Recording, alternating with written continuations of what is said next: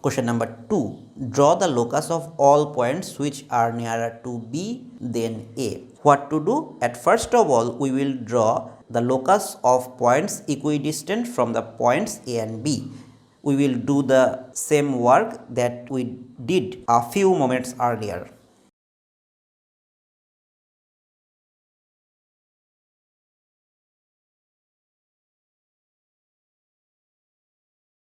We found our locus CD. All points on CD are equidistant from A and B. That means all points on CD maintains the same distance from A and from B.